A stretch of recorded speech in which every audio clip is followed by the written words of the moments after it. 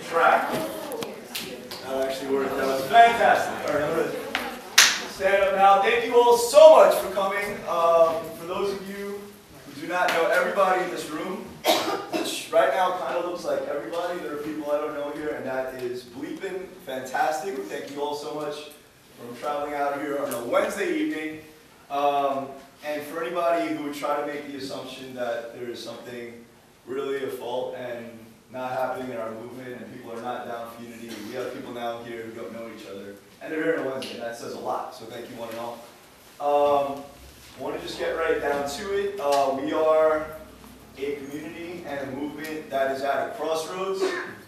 There has been a lot of negative talk, to say the least, that's been going on amongst individuals, amongst groups. We're here to work towards resolution. To come beyond that point, I think it would be safe to say that every single one of us, along to the greater picture, are here today and both involved in this movement for something much bigger than ourselves. And I think that goes without saying that when you are giving of yourself for something like animal rights, ultimately it's not up to us, it's not our fight, it's not our struggle, this is not about our game. And I think that's so awesome, again, to see so many of you guys filling me up right now. But regardless of all the BS that's going on, both through social media, and that will be possibly, probably, a big heavy part of our debate, which we're going to get through here, just want to give a shout out to everybody that was in some way, shape, or form affiliated with the efforts that took place this year for the Poros. I can say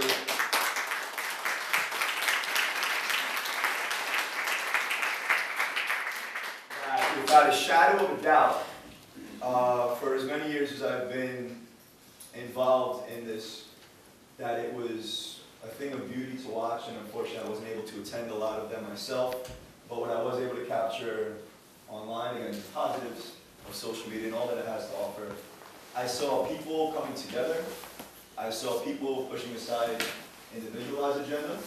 I saw people going beyond their comfort zone. I saw people going beyond who they would normally socialize or get along with and like, bleep that. I'm not here for them, I'm here for the chickens.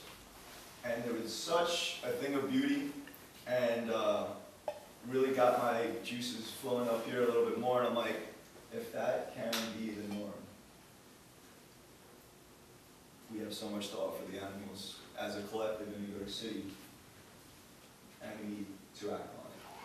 So with that said, really quick overview of what I am hoping for here today. First off, for this to not be a one-shot deal, and it would be kind of really going, thinking out there, if we're going to nail home and everything, it's going to be utopia today. It's not realistic. What I'm hoping today is at least begin what can be part of a continuous conversation. I would like to, if Avail is willing to help with it, hold meetings like this in the future so that we have an opportunity to come together to share ideas, to share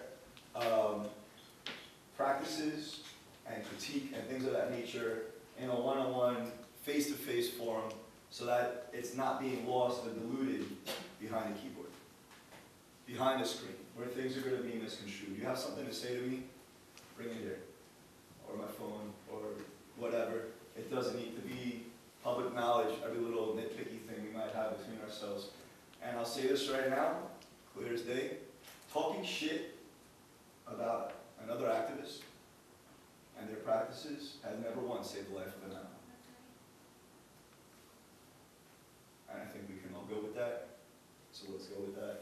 I'm going to give a quick example of what I'm hoping for here. Initial 3 minutes for the groups that were on the agenda, and if you want to add at that point, we'll have time for all that. Groups that had registered will have 3 minutes to briefly introduce themselves, some of the things they've been involved with up until this point, and perhaps more importantly, then introduce at least one blockade, roadblock, detour that they have had to experience in the course of working in the New York City animal rights movement and the New Jersey surrounding area, metropolitan area. And then we are going to collect all of those ideas after every group has spoken. We're going to read them aloud. We are then going to have an opportunity for individuals who may have something they would like to bring to the table that has not already been addressed by one of the groups, you'll have an opportunity to do that, and I'm going to turn it into a more open discussion. What I'm going to reiterate right here is the importance, obviously, of listening. And if you're already thinking about what you're going to say when somebody's spoken for 30 seconds out of that 3, you're not listening to the last 2.5. So let's respect that. And if you're, well, me, we have no right to say my thoughts, whatever I'm going to, spit out of my mouth is more important than what you're about to say. If you don't know. And we're here today to have those conversations. And I think it's going to be great. And I thank you all again. So a quick example of what I'm hoping for, and then we're going to turn it over to, I think, Honorable Voices is first. No, we're not. You're not? You're absolutely not. Oh, I don't know. Oh my God. You're not on the clock yet. All right, so that's right there. Well, Nora said she might be running a little late, so we'll try to. Well, then we'll just have to wait till Nora gets here.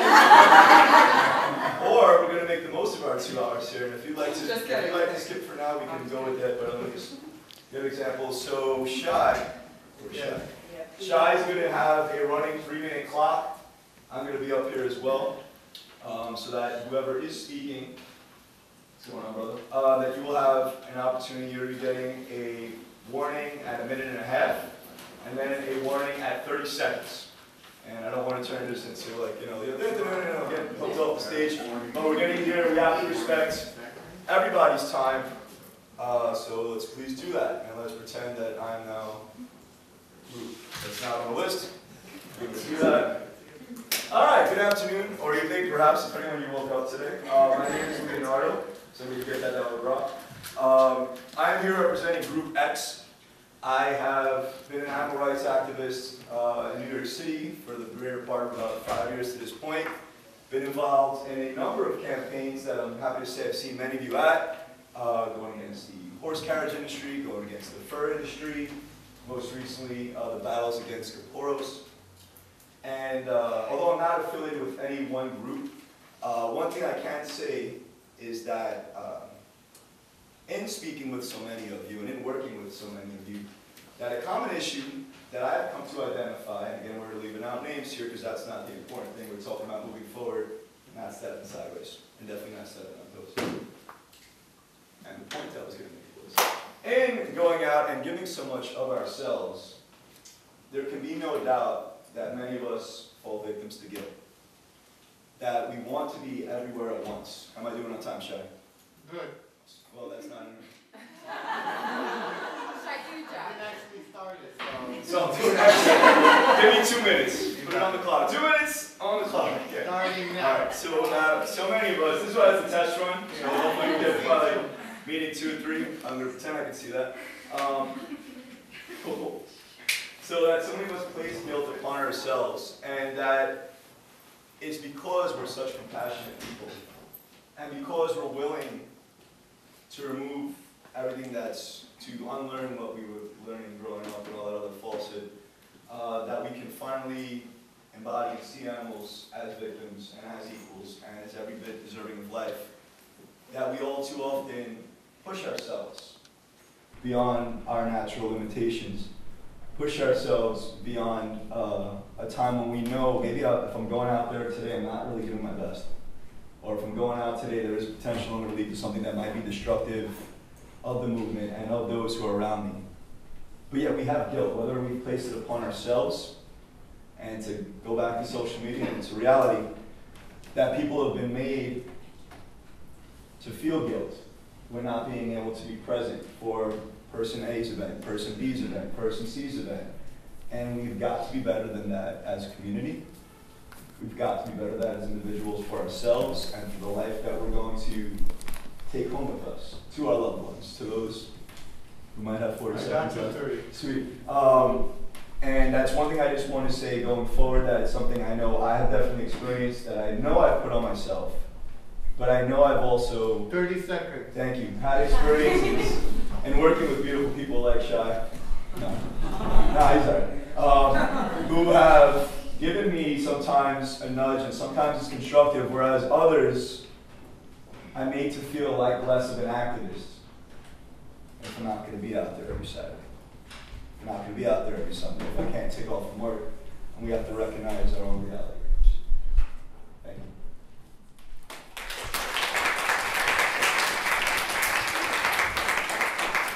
With that said, Animal Cruelty Exposure Fund has not yet arrived. No, you're up. 3 minutes, Counselor. All right, getting ready for 3 minutes? I am. We haven't started yet. Please save the pleasantries for shoes. Take your time, nurse. Man. No, but this is also the reality of it. And one thing I want to just throw in there, and this is not to bring light of the situation, but I'm also still on time while Nora walks up.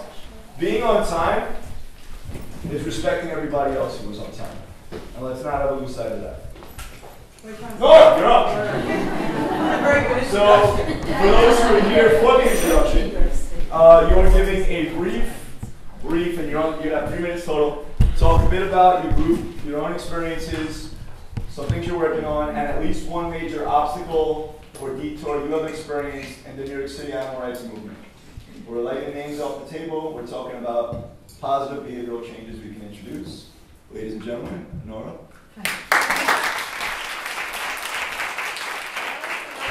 Do all that, but this is I just walked in. As many of you know, I am the founder of the Animal Cruelty Exposure Fund. We are a not-for-profit that gets that exposes animal cruelty and gets pro-vegan messages on the air. We've gotten 5 commercials on the air. We're currently running a great commercial called I Am Vegan. Some of you may have seen it. It's on CNN and New York 1 in the city. It's on in Dallas and it's on in Los Angeles.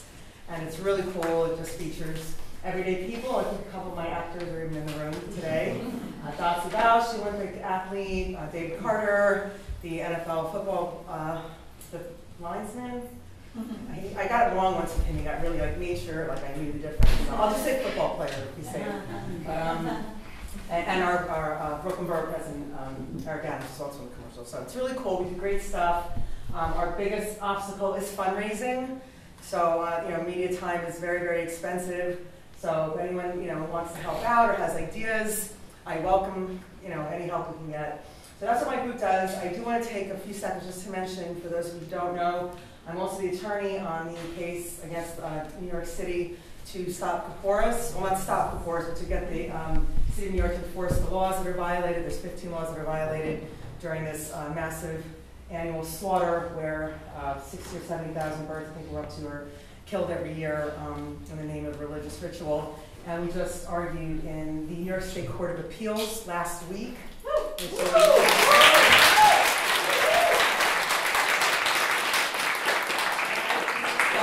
Court in the state. The only place you can go to from the New York State Court of Appeals is the United States Supreme Court. So I'm hoping that there will be no need for that because we're going to win. But a lot of people who are in this room also came in support of my argument, and it really meant the world to me. It was probably one of the scariest moments of my legal career to go in this very intimidating situation and argue in front of these justices that are like gods, looking down on you. But we did it, and I think it went well. It's online if anyone wants to watch it. Go to just Google New York State Court of Appeals. You'll get their main page, and it'll say webcast. You can click on it. It's misrepresented. It says October 16th. The argument was really the 17th, so there's a typo in their system. But you'll find it. It has the caption, line extensions. 30 seconds. So that's it. I'm not going to even take up my whole 3 minutes. I came late.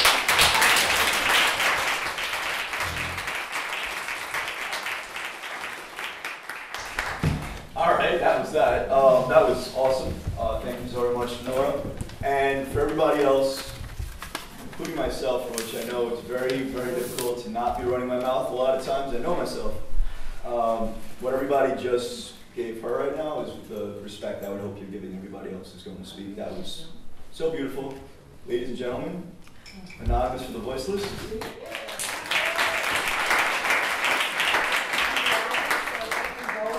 I need you to shout out. No. Really quickly, has anybody not heard of Anonymous for the Voiceless or ever attended a Cube of Truth just by a quick show of hands? Wait, who's not heard of it? Who's not heard of Anonymous for the Voiceless, doesn't know what it is, has never attended a Cube of Truth? 1, 2, 3. Anybody else? So really quickly, we started about 2 years ago in Australia with one chapter. We're now in over 800 cities worldwide. We specialize in street activism and show local standard practice footage of factory farming and slaughterhouses, and bring that to the public and basically show what's going on and what's be happening behind closed doors. We've had to meet people where they're at. I know most of you guys already know this. It's a really great way to get involved. I don't know how far you guys are in your activism journeys, but it's a good way to get involved, and it's a good way to come into the community and meet everybody inside the community. With that being said, for those of you who have come, not calling anybody out, but two of the things that we have noticed at the demonstrations are a lack of teamwork, in the sense where some people don't want to go in the cube, they want to just do outreach. It is a teamwork effort, and the cube and the outreach go hand in hand, and they rely on each other. So without people going inside the cube, we don't have outreach.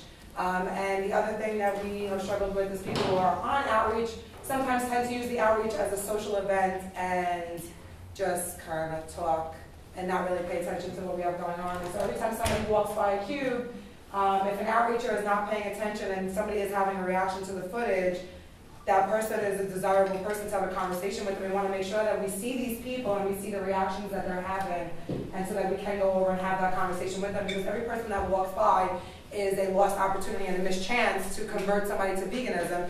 And I don't really care who you look up to, but just take that highest person that you look up to and know that that person that just went by could be that next person. 1 minute. Do you want to add anything in, Vicki?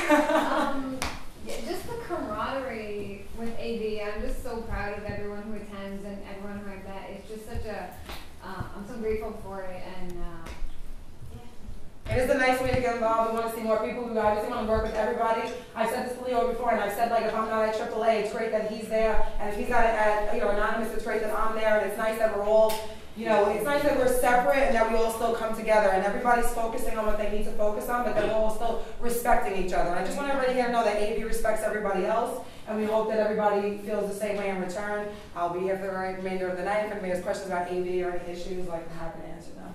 And that's it, and a lot of love to everybody.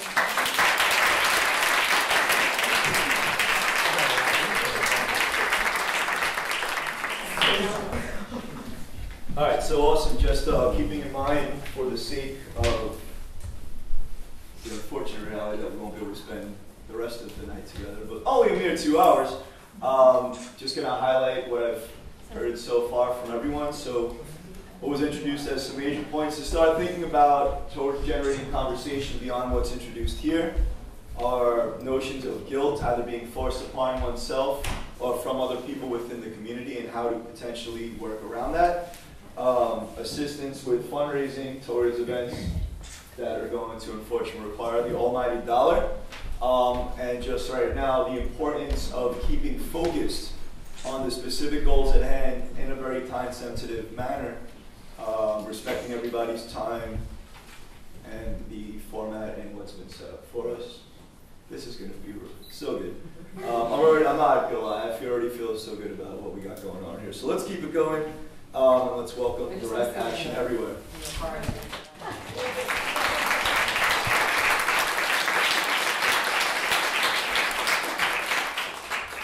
Hi everyone, I'm Danielle Powers, if you don't know me, and I'm a local organizer with Direct Action Everywhere in New York City. So Direct Action Everywhere is a grassroots network. It serves as a platform to get ordinary people involved and active for animal rights.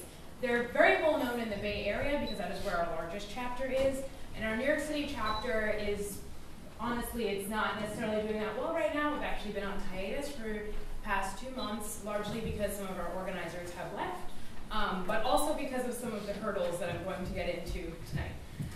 So first, I make some points about what our major ambitions are, and that's to build a sustainable community that seeks to create solidarity through empowering and inspiring all to get involved in various capacities, collaborative and varied direct action, nurturing individual and collective growth through skill sharing, workshops, and open dialogue, maintaining a safe space for new and experienced activists to feel understood, supported, and connected, utilizing our collective skills, platforms, and energy to bolster all movements of justice, building rapport with activists and movements outside of AR by linking our shared values, goals, and principles to illuminate the oppression of non-humans that largely remains unacknowledged in spaces that are concerned with justice as a broad concept, modeling the societal changes we seek in both individual and collective rhetoric and deed.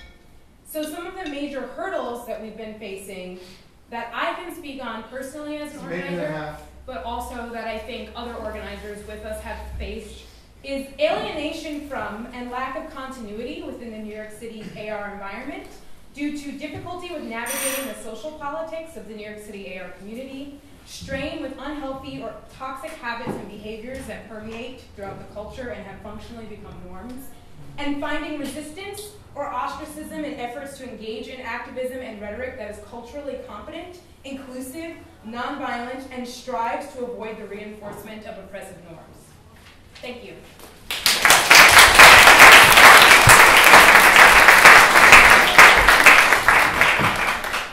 All right, thank you very much, and that's definitely, I think, a lot of where a lot of our focus has been taken from for many of us, whether being part of a group or here as individuals. So I do thank you very much for bringing that to the table. And up next we have E.A.R.T.H. Coming to us from New Jersey. Welcome.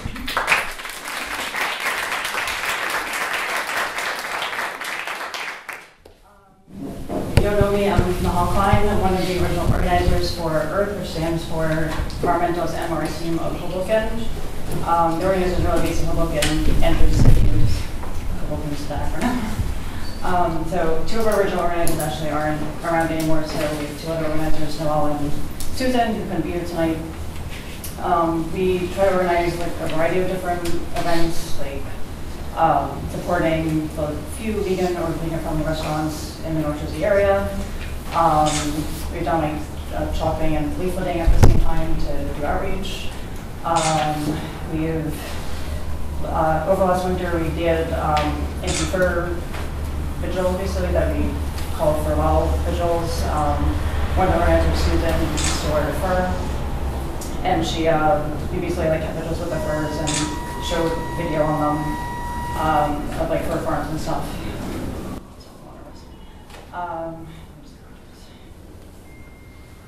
So anyways, that's part of what we do.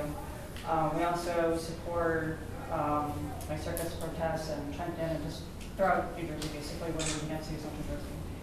I would say a challenge that we face is just being like outside of the city. We don't get as much support as the events in the city. We all have busy lives. We can't make every event, but we try to get into the city as much as we can to attend the events here. But we just haven't had as many people joining us as we would like, and people there's not many activists who live in New Jersey near us.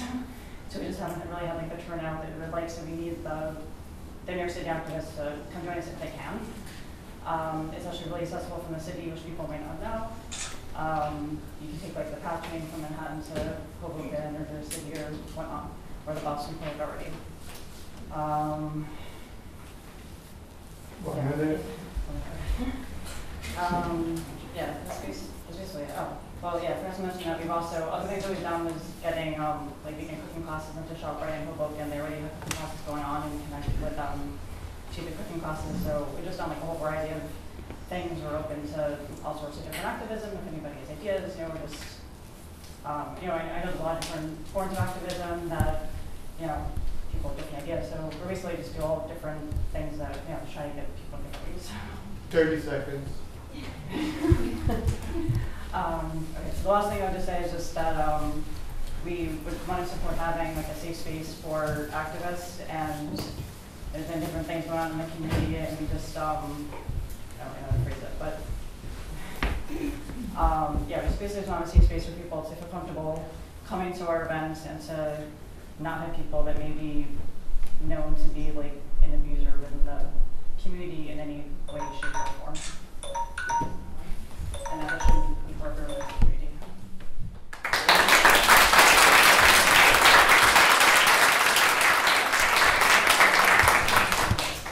All right, thank you very much. And although it was a bit short, like towards the end of what she was saying there, that was definitely something that was very heavy and definitely needs to be discussed. And that's not something that should be tolerated in any community, let alone one that's fighting towards any kind of oppression. And that will be ripped down, torn apart, and built back up into something better. I can promise you that.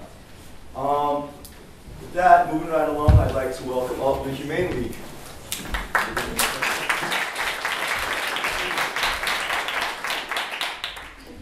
And for anybody in the hallway, you could just, sorry, Or maybe if everyone could move up.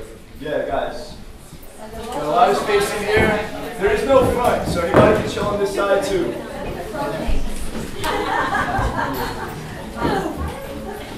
Sorry to cut you off. All right.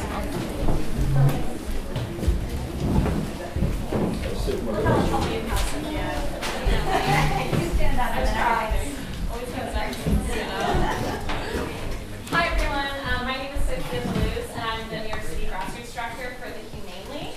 I'm definitely not taking up 3 minutes. I'm mostly here to observe and meet people that I haven't met. I haven't been in New York very long, but I found it to be like the most incredible community of activists who are so completely committed to the cause. So I feel really lucky to be a part of it. And I also just wanted to do like an open invitation if you have some questions about our tactics at the Humane League. Just so you know, we're all abolitionists. We believe there's absolutely no right way to use an animal or to kill someone who doesn't want to die. And we've also decided to use our resources to not only do vegan education and outreach with the following that we have, but to also do some corporate campaigns. So if you have any specific questions about why we do corporate campaigns or like want to discuss it, just an open invitation to come speak with us. And I also wanted to tell you that we are doing this really cool series starting next month. We're calling it the Activist Sanctuary. It's at a space in Union Square, and we're going to be doing like effective advocacy training and things like that. So if you're interested in that, please come and talk to me too, but we'll be posting about it on Facebook. But thanks for having me.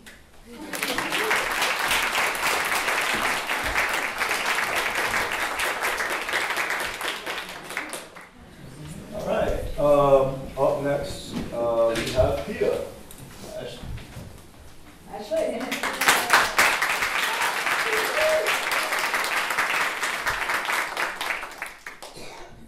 Like half my 3 minutes getting up here. Hey, I'm Ashley Byrne. I'm an associate director with PETA. I've been in New York City for about 9 years now. And I mean, PETA works on a variety of campaigns. We work on national campaigns. We try to provide support to local activists in cities across the country for their sort of more localized campaigns. And obviously, New York City is incredible, and so many big key issues that we work on are major local campaigns here. Whether you're talking about fur, Canada goose, horse carriages, just everything. So this is, I think for us, in a lot of ways, this is a model of what we wish a lot of cities looked like in terms of people being active. I think that what I would identify as one of the biggest problems, not just specifically in New York City, but in the animal rights movement in general, in terms of ways that we kind of hurt ourselves, is I think sometimes we have a tendency to forget that we are all on the same side. And so if we disagree about tactics, if we disagree about things that are big deals to us, but really might be more just nuance or just completely things that your average person wouldn't think of at all. We can tend to get very divided over these things, and we kind of come at each other publicly, and we're only doing the work. We're only doing the work of our adversaries when we do that. I think we want to remember that it is important to have these talks and debates about everything from what tactics work to what to what's effective, to how we should be running these campaigns. But I think we just always need to remember that at the end of the day, we're on the same side, and we're coming from the same place. We have so much more in common with each other than we do with the people who we're up against. And we just want to remember that we're we need to act as a team. And even when we just have feel that we so disagree on things, we need to find a way to do it civilly and ideally not as a big nasty fight in the public eye that the meat industry, the fur industry, and our other adversaries can kind of use to wedge in and take advantage of. Because let's be real, like, we're winning so many of these campaigns, we're making so much progress. 30 seconds. They are always looking for ways to get in, to divide us, to hurt us, to weaken our cause. So let's, I would say that that's the big one to me, that we just never want to give them an opening to do that. We need to find ways to remember that we're all on the same side and to resolve our problems in a civil way, and ideally, not in a giant public nasty way. So, Exactly. yeah, thank you.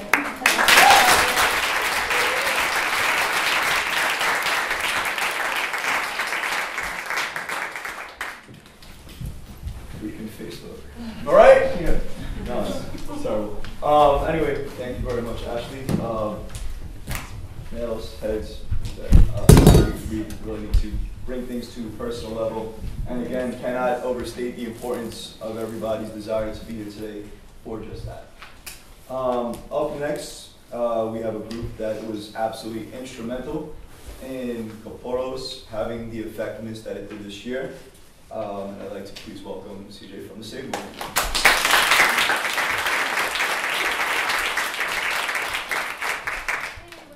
My name's CJ. I'm an animal rights illustrator. I just started organizing Harlem Saves. I'm actually representing Soraya. She can't make it today. She's actually the New York City organizer for all saves, but she's out doing outreach. So just to tell you about the Save Movement, basically, you probably already heard of us, but we do vigils for the animals in slaughterhouses, trying to document what's going on there, providing anything they need, etc. Basically, our goals, we want to start having, like, so far we have a vigil going on in pretty much every borough of New York City, but we'd like to have 100 sectors of vigils going.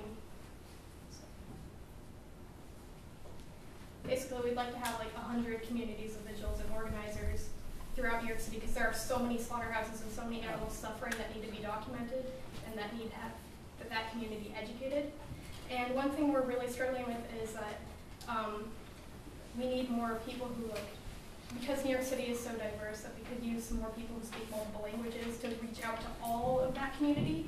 And basically trying to just do nonviolent outreach, just educate all that we can, just go out there and show that we are compassionate and kind people to that community there, because usually when you do that, people are very receptive and they want to hear what you have to say. Anything else? And another thing that's important to mention is that we're having a large Unity Vigil the day before Thanksgiving, the 21st. It's going to be at 5th and 25th Street in Brooklyn. Basically, we're going to go to multiple slaughterhouses that day with candles, pictures, signs. It's basically going to be like a funeral procession for all those animals suffering in these slaughterhouses. So if anyone could come out of that, that's great. And basically, that's it. Sorry I couldn't make it today, but I think I mentioned everything she wanted me to. So.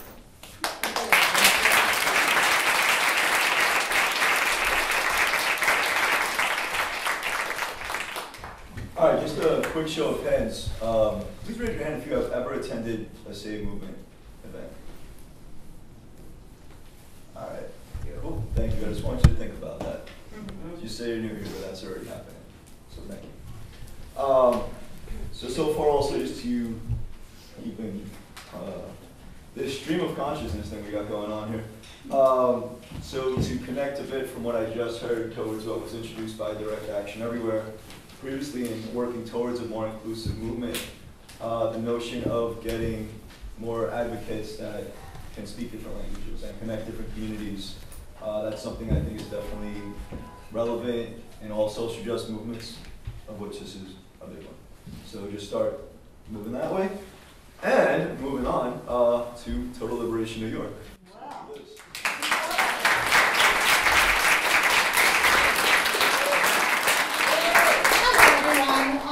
Most of you know me, I'm Liz, and I manage the Total Liberation New York page and the group. Total Liberation Israel supports the idea of animal liberation in its totality, and they were excited by what they saw the New York City activist community doing, and they wanted to branch out and have a chapter here as well. So in that effort, we're doing outreach and different demos and protests.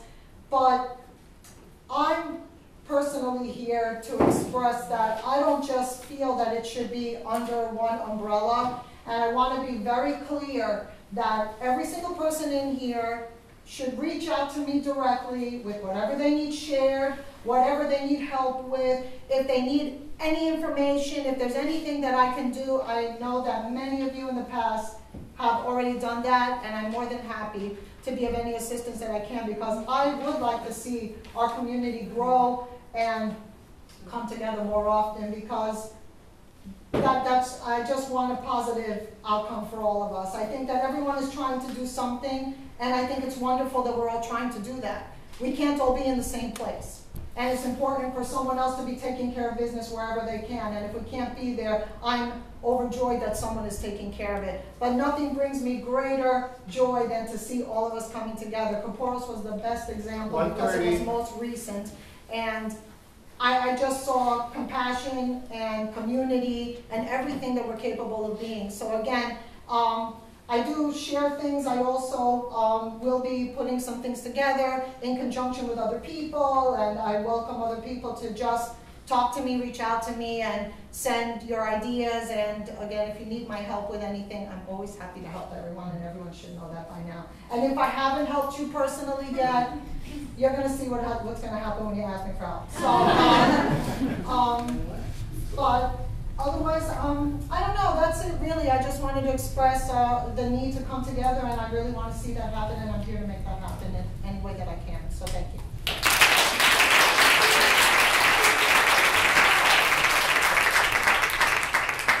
Obstacle or detour, sorry, and I know you covered it. It'll be quick. Just a lack of communication, that would be it. I think that if there's anything that needs to be expressed, I have an email address, I have a Facebook account, I'm on Instagram, you see me in person, and if you need my phone number, I'll give it to you. That would be it.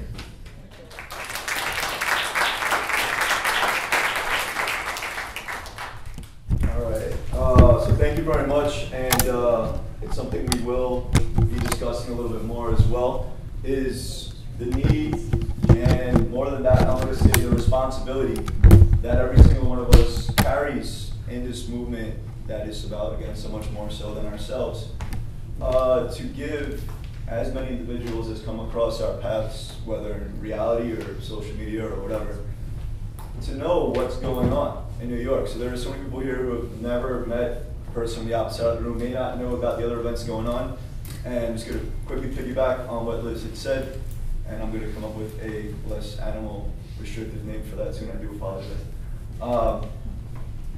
Something I'm working on. We all have to admit our faults and be willing to work on them. It's the only way it's going to happen. That if I'm ever organizing any event without, you don't need to ask me. If I organize something and there's an event page up, share anything that you have going on. You have something going on next week, next month, throw it on there.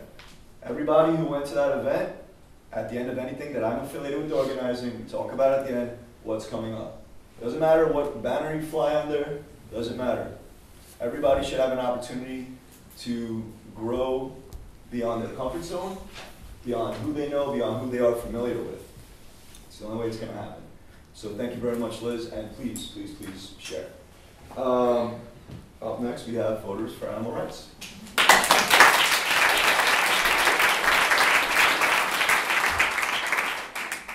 Hi everyone, I'm Heather. I'm on the board of Voters for Animal Rights. Some of you know me as Brezzo, and probably maybe don't know Brezzo, but my name is Heather.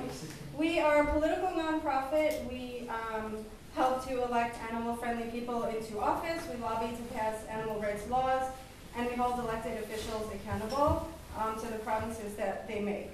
I think it's awesome that we do so much different kinds of activism. We're out on the street, we do protests, we do disruptions, we do tons of outreach like Anonymous. But it's so, so important that we also get involved politically. A huge, really great example of this is last year we passed the circus animal ban in New York City. Yeah. Now, no more animals can be abused in circuses in our city. It's amazing, and it was a huge step. And we need to continue doing things like that. that politically, but it takes political action, and one of the obstacles that we have found at V.A.R.T.H is that it's hard to get people involved in politics. It's just, maybe it doesn't seem as exciting to people. I don't know what it is, but it is exciting. It's fucking awesome, actually, when like a law like that passes, you know, or like even something like phone banking, you get someone on the phone and you connect them, you know, with their council member. It's exciting. It's amazing, you know. So yeah, you know, we just really need people to become more politically active. We just, one example of a very powerful voting bloc is the one that allows Kaporos to keep happening every year. And so imagine if animal rights movement was also a huge voting bloc. Imagine if we were as powerful as that. Imagine if we were more powerful and bigger and stronger than the meat and dairy industries, you know, politically. And we got all our people into office and we lobbied and we wrote the laws. Like, we can do that if we all work together. So we like desperately at V.A.R.T.H need all of you guys to help us, to volunteer, to write emails, to make phone calls, like literally everything, every day, all the time. And so if you could all sign up at vfar.org. I also have some sign-up sheets that I want to pass around, if that's okay. Please do. Just all right, at the end of it. At the Yes, end. Yeah. At the end. And yeah, also, please come to Vegan Drinks tomorrow. It's benefiting V.A.R.T.H, and we really, really need the funds. We are all volunteer run. We don't make any money. We do all the work ourselves. So we're raising funds tomorrow, $5 drink specials, the most amazing raffle prizes. And yeah, please folks come tomorrow.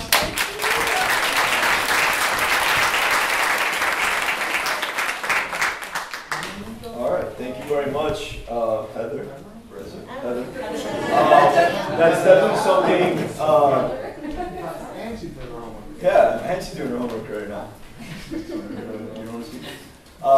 So just also thank you very much for also introducing or reiterating rather the need for us to address things in a multitude of ways. We cannot always be on the street corner screaming our lungs out. It's not going to be as effective perhaps for every single different specific topic, and there are definitely times where again we have to go beyond what we know. We have to be willing to go and try something new. Or to support somebody just because we believe in what they believe in, which if you're in this room should be about what you believe in. Awesome. That said, is there anybody else at this time might be here representing another group that was not on the agenda? Do you want to say anything, Izzy? Are you sure? Yeah. All right. Yep. Should I stand up? Oh no, I just wanted to get an idea of how many. I have a few people who already had written, but yes, I got you. And okay, all right. I think I got the visual. If I'm slipping on that, I got 1, 2, 3, 4. What up first? Rocky. So again, it was for anybody right now. We're going to go along that order for those who signed up first. But it is to introduce yourself briefly. We're going to give you, what was this, 2 minutes? 1 minute. It's a little rough, sorry. We'll go, yeah, sorry. We'll try the 1 minute. If you need a little, not going to be all on it as much. I'm wasting time. We're going to go for a minute for briefly if you heard something that perhaps you were going to say and you want to just skip yourself for that reason for the sake of time. If not, we'd love to hear from you, so let's. Should I go? Please. Let's go a minute and a half. Minute and a half. We got a minute and a half. So we're going at a time. I'm Rocky, the biscuit, who was at the veteran for this. I'm an animal caregiver, rescuer, organizer of some events in the city, like the March to Close All Slaughterhouses. One thing that I think is a really big obstacle for us in the city is just kind of infrastructure. So part of that is, not many, but a few other cities have like an animal rights center. They have physical spaces where people can get together, actually talk in person. We have a ton of vegan restaurants, so that's that purpose. But I think we need more concrete things like that we can build together from individuals to organizations. And I think something that comes along with that, or could develop simultaneously, is also just accountability measures within the community. So when we have interpersonal disagreements or things that are more major, I think we need systems in place for actually addressing that. And I think we also really need to figure out as a community how to differentiate between kind of petty spats that might be, kind of a passing interpersonal disagreement and things that are actually something that might fall under the category of like abuse.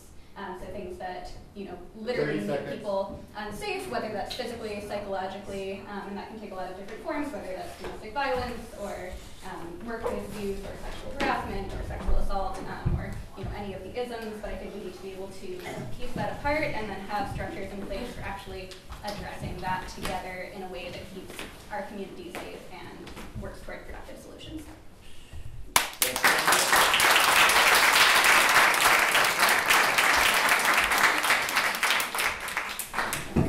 Okay, and again, I would hope to hear from as many people as possible today.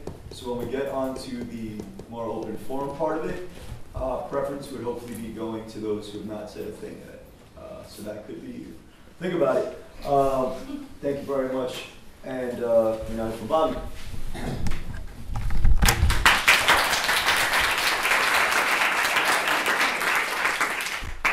I'm Bobby. I've been a vegan since I was a kid, and I've been a focused activist for probably 4 years. I agree that and I've never been about stepping on people's toes. I think it's kind of important, and I like that the movement has a bunch of different tactics, and even if they're ones that they don't resonate with me. But sometimes there are things that are at minimum that are said and done that are racially insensitive and at worst just flat out racist. And I think that there's a difference from stepping on people's toes about their methods and calling this kind of stuff out. I think it needs to be called out. So this is my plea as somebody that's been affected and is struggling with kind of finding my place back in the movement. If you have the capacity, especially if you're unaffected or if you're an ally, if you hear something that's racist, sexist, homophobic, something that digs up personal information on somebody, something that makes somebody unsafe, I invite you to call it out and speak up if you can. I think that's it. Yeah.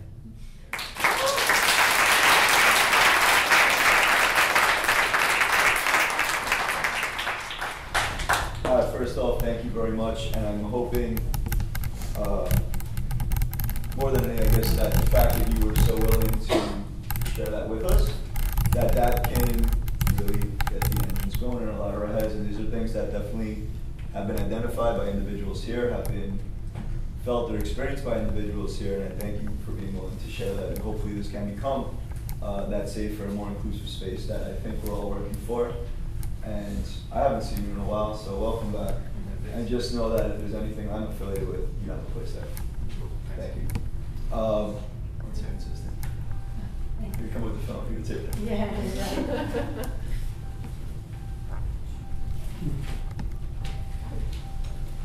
So my name is Nancy Kogel, and I'm with, I guess it's on the back, ROAR, Reaching Out for Animal Rights.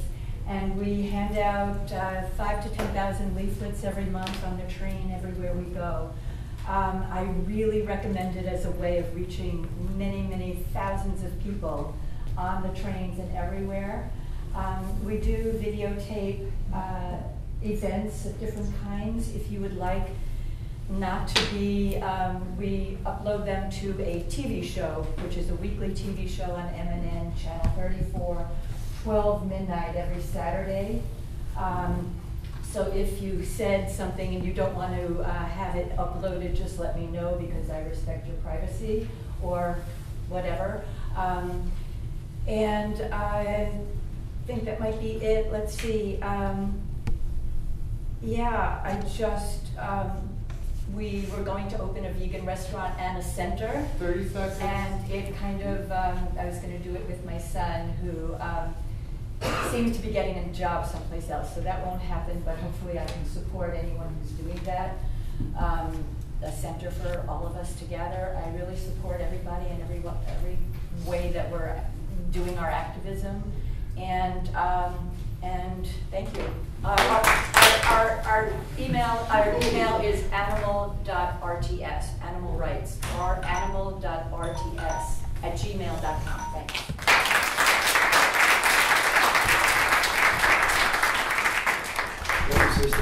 So again, already we've spoken about potentially hoping to have a more common community space. We have somebody looking to work on that. This is what can happen from these kinds of interactions that aren't going to happen behind talking smack behind a keyboard. So thank you for that. I wasn't going to speak because we don't have any hurdles to express from the Alliance to End Chickens as Caporos, but since it keeps getting referenced, maybe some things that went right this year might be constructive. Okay, cool. So thank you so much. So many of you in this room came out this year for the Caporos actions, and it was so incredible and so valued. Thank you so much for doing that again.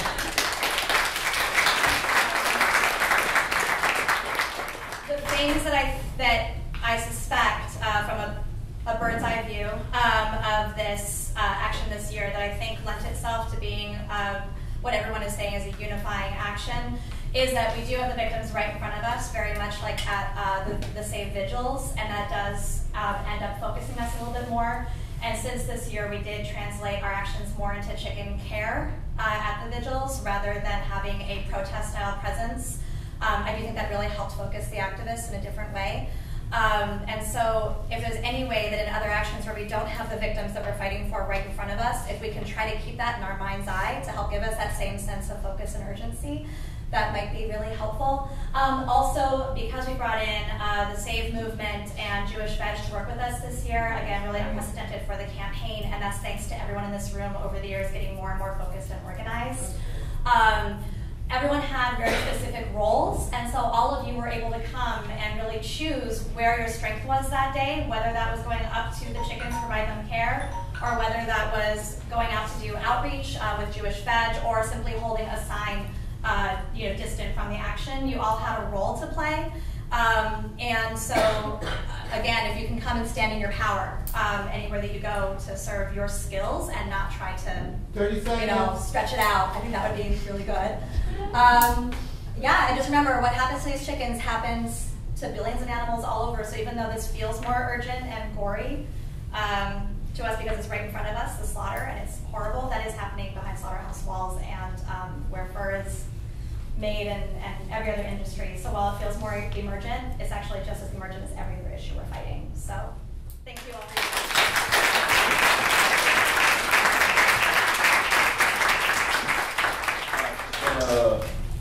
highlight a big part of what was said there is the importance of being self-critical.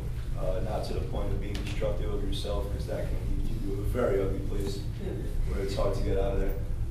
But be willing to recognize that we don't have all the answers, and be able to be honest with yourself in questioning the effectiveness of your practice, and not just because you might have a lot of people show up, or you might be really loud, or you might piss off the cops.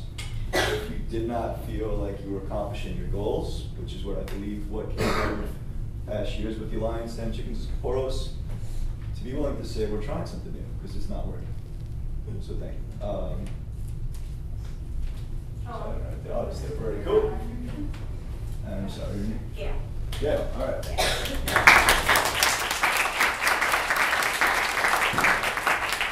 So, hi everybody. Gonna take go off on what Heather was saying about vegan drinks, which is tomorrow night. It's once a month. I'm one of the organizers of Vegan Drinks. My co-organizer Matt is in the back there. Raise your hand if you have been to Vegan Drinks in 2018. Have you been to? Okay, hands down. Were you ever at Vegan Drinks in 2015, and before? 2017. Okay. So I became an organizer in early 2016, which is right before we lost our venue, and I went back to school to become a registered dietitian so I could get all the sick people to go vegan. And so unfortunately we took an unintended 2-year hiatus. My 2 co-organizers who started with me in 2016 they didn't want to do it anymore. So I had to put together a whole new team, and I was in school, I was working full time. It was crazy. So we're back now. We started at the beginning of this year in February 2018. We are not going to stop. I have an amazing team helping me now. So it's really incredible. My vision in 2016, when I became an organizer for Vegan Drinks, was to bring non-activists into activism through Vegan Drinks. So people come there for a social event, they have no idea, but I want to bombard them with being vegan is not enough. You have to be an activist too. And I need all of you to help us with that mission, because you have to come do a shout out at Vegan Drinks. You get 30 seconds to promote your event. I'll finish. You get 30 seconds to promote your event, so please come every month. It's the last Thursday of every month.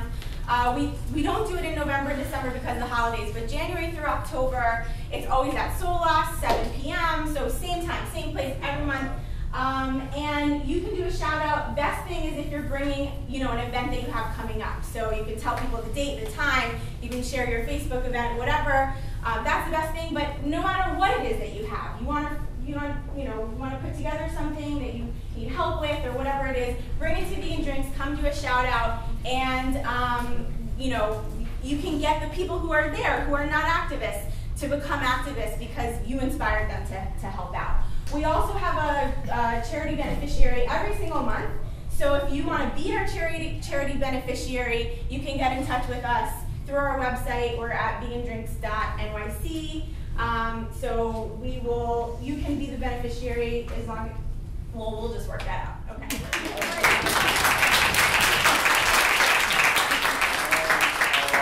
Just want to get into that. I'm going to say this for everybody. Please be mindful of everybody's time. I know we're doing really well right now, but when you do hear that, let's try to be on. I'm just saying because for everybody moving forward, let's be respectful of everybody else who hasn't had an opportunity yet to speak, and for what we're trying to continue is here.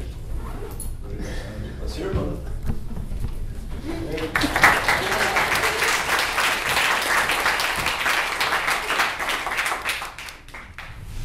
I'm Ray Polito, Director of Strategic Partnerships and Advocacy for Catskill Animal Sanctuary. And I've been an activist in the area for about 13, 14 years. My comments are coming more towards like what I've seen over the last 14 years. I don't know, has everyone been up to our sanctuary? Yeah, cool. I see some hands down. Come on out. We need your support. And I would say that all the sanctuaries need your support, really. Like, there's a lot of shit going on there, like literally shit. We have a lot of shit. There's a lot of mouths to feed. We need your support, all the sanctuaries, really, right? So that's really important.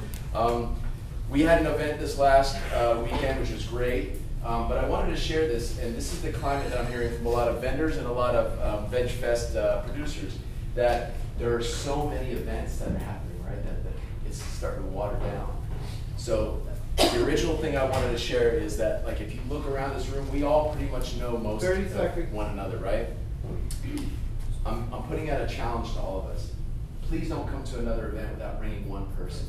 And consider for the rest of the year bringing 5 people. Just make a small commitment of 5 people that you're going to bring by the end of the year. This room would be 5 times bigger by the end of it, right? So please really consider that we need to do that. And I'm going to make a personal commitment to go to 5 other events, because I don't get a chance. I'm up there doing all kinds of shit. So I'm going to go to 5 other organizations that I haven't. So I make that challenge too. We need to really up our game on that. That's just something that I've seen over the years. We need to bring people out. Who said that? Vegan Drinks, she just said that we need to bring people outside. We need to bring that in. More people.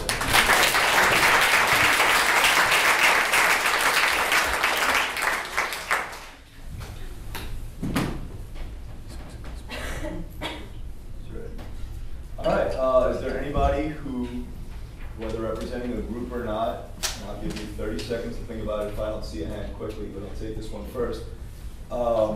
If something has not yet been brought to the table that you would like to have implemented, if not, I'm going to go through a quick synopsis of what I had heard from all these groups, and we're going to get down to some nitty-gritty stuff. So let's hear it, Chad. You like as well? Hi everybody, I'm Chad. I've been coming on my way. To tag along to what was said by Rocky, I'm sorry, I didn't catch your name, sir, Bob. The ad hominem attacks that I think people in here have experienced, people that aren't here have experienced, can be trying for individuals. So if you have experienced them, do what you need to do to get past it, to get over it, so that we can all come together and we can all continue to coalesce together and grow together. And the reality is that it's fantastic that Bobby's back. I feel like I remember seeing you at the chorus a couple years ago. You know, you have a unique look, but I know that there are probably people in this room who are not back and are not dealing with these things in constructive ways. So I think what Rocky said was perfect. If we can all work together to support those people, and if you are one of those people, talk, come out, be here.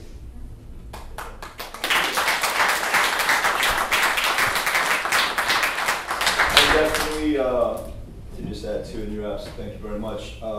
Individuals have to be made to feel that their voices have a place and that they'll be listened to. And that's only going to happen if we create and we foster a community that is really going to encourage active listening. So thank you. Jeremy was up, we got Ariella, we got Donnie. Yeah, so this is in regards to this past Saturday, the Canada Goose protest. And you all were amazing. Just so it's I was thinking maybe, because I think we started maybe like 3 or was it 2, but maybe a little bit earlier like we talked about, so it's sustainable, because you were great, and then the dude after you was great, but then there was no one after you, and I was thinking maybe Mr. Moss, don't get mad at me for volunteering for you, but you got a big mouth. And then the brother over there, I don't know his name, but he's got a big mouth, you. So I thought maybe if you two are done, if these guys go, and it's just sustainable. So you get an hour break, then they go, then you go back on. So it can go for 4 hours. Rock their windows, all their right. storefront windows. Thank you.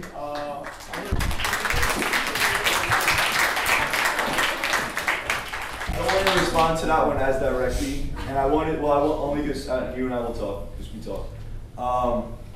But for the group, I would prefer that things like that would take place on a more direct basis, or in the context of that action taking place. And that was introduced by a few people already. When you're going to discuss differences in opinion over strategy versus what you think might be more at the heart or anything, and I just want to stay on top of that. And I don't think this was definitely not anything intentional.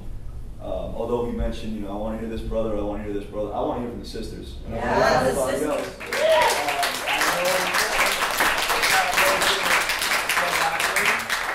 But know that, and again, I'm just going to say this, because I'm talking right now, I'm sorry. No, I'm not. That if I'm ever affiliated with organizing, or if I'm chanting, or whatever, like, I want everybody to do it. Like, I'll do it because I'll feel like sometimes I need to. But I want to hear from everybody, and if you feel like you're ready or you want in, just tap me on the shoulder, and this is family, and we all have a place here. So I want to hear from everybody, however you identify. So thank you. Ariella, then Donnie, and then we got others. But hi, Ariella. I am not out as often as I would like to be. I'm busy in school. My semester breaks, I come out, so I don't know all of you. What I want to offer, and I've started a Facebook group, Yoga for Activists and Those Seeking Meaning. Basically, what it is that we have a lot of compassion fatigue and a lot of things that we see and are exposed to that haunt us, things that kind of break us down and really hurt, and we suffer. We're very empathetic and very sensitive people. I want to start doing yoga for you guys. I'm a yoga therapist. My background is psychology. This space is perfect if we could get that again. So what I'm happy to do is do it for free. If people want to donate, we can find different organizations that need that money and start giving it. I'm happy to give my time to empower us, to build us a stronger community, sense of spirituality, however you see your spiritual side. 30 seconds. And just a lot of loving kindness and compassion towards ourselves. We are not machines. We do run out of go power, and we do fall down, and we do stumble, and we can get back up, and we can hold each other, and we can love each other, and support, and be there. So if anybody's interested, either find me on Facebook, or before we leave, I'm happy to donate my time, serve the people who serve others.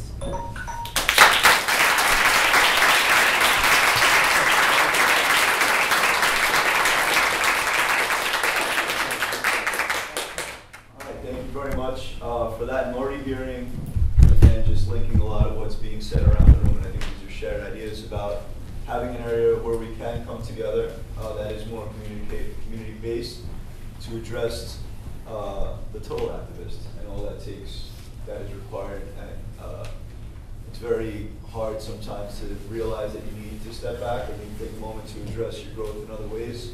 So I do thank you for introducing that to this discussion here. And once again, anybody with absolutely anything to plug, a group that you brought up today, an event that you brought up today, volunteer services, as you're saying here, put it on this page.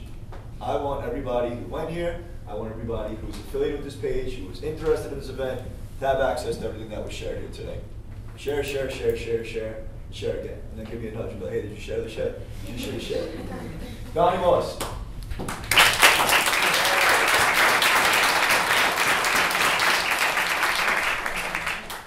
So after Kaporos in 2017, I was talking to a few activist friends and we said, what are we going to wait for this carnage to start up again in 2018? No, we should do something year-round to prevent this from happening in the future. And so I was talking to Jessica and Meredith and Nathan and Victoria, and we decided we're going to run, and Matthew Schwartz, who I don't think is here, we're going to do a year-round campaign. And we decided to focus on the Commissioner of the Department of Health, since so many health codes are violated. And it was a year ago yesterday that we staged our first disruption targeting the Commissioner of the Department of Health. We interrupted one of her presentations, and that led to a meeting, and that led to a year, maybe 8 months of disruptions.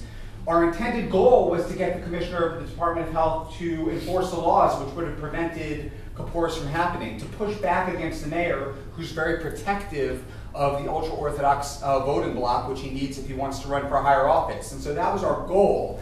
But instead of pushing back against the mayor, the commissioner quit and left town.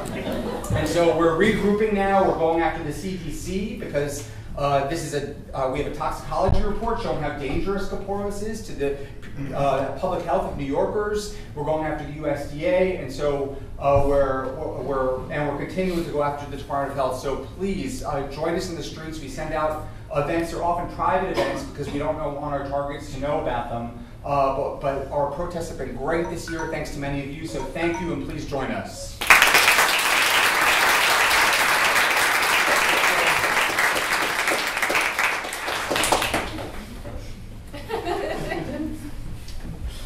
It's done. Anyway, yes, animal rights. Is there anybody who has not yet spoken, or to give a quick rundown of what was said, that would like to introduce a topic that has not yet been mentioned? And I was honest, so can you give me, yeah? I think I kind of want to mention something about quarrels. There were times when things got a little too escalated with people, myself included. However, I didn't take it to the next level of being anti-Semitic or being racist. And I feel like a couple of people did that. They said things that were just totally inappropriate.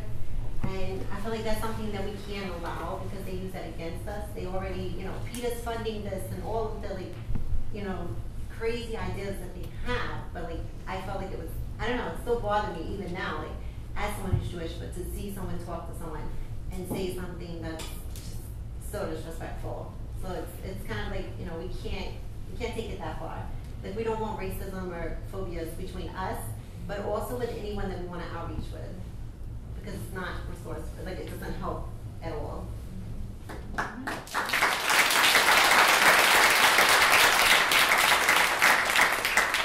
I think that's something we can all agree with just outwardly, that we always have to put our best foot forward. We're not only representing ourselves, and you've heard me say this if you've been to any event, but it is that important, and I will say it again. You represent an entire movement every time you're out there representing animals. We cannot give anybody else who already disagrees with us an out. There's so much that we're working against, there's so many years of condition we're working against. We cannot allow racist views, we cannot allow homophobia, we cannot allow sexism. We cannot allow hate into this community, because hate is what's keeping the animals under the oppressive thumb of humanity. And that's, be careful who you side with on that. So thank you.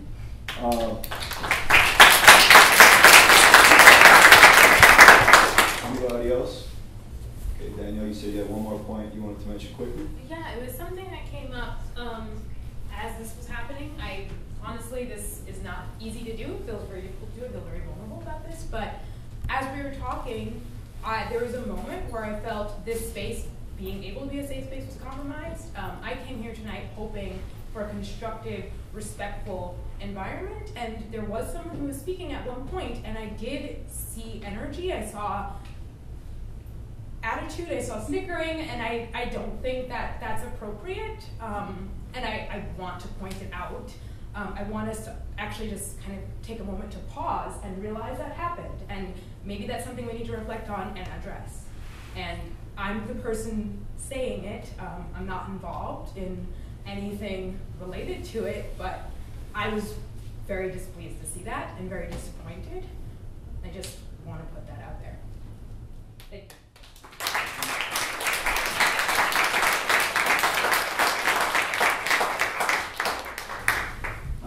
I personally am not sure of what you're speaking specifically. If you'd like to talk privately afterwards or at any point. I'm definitely open to talking to anyone, honestly. It's even a theme that's come up, like, we don't want hate in here. People should feel that they have a place to speak, that they will be listened to, that is safe. It's a common thread we've talked about all night, so that happening, it's exactly what I hoped we were gathering to work towards moving away from. And I'm willing to talk to anyone. And we can talk the talk, but until we're willing to actually act on it, I agree with you. That is something I think that might, at least initially, require somewhat of a more personal discussion, if you're willing to respect that. Is it something that you want to discuss right now in the large group? Is that, because you introduced it, I'm just... I mean, it's just kind of just in the spirit of everything we're discussing.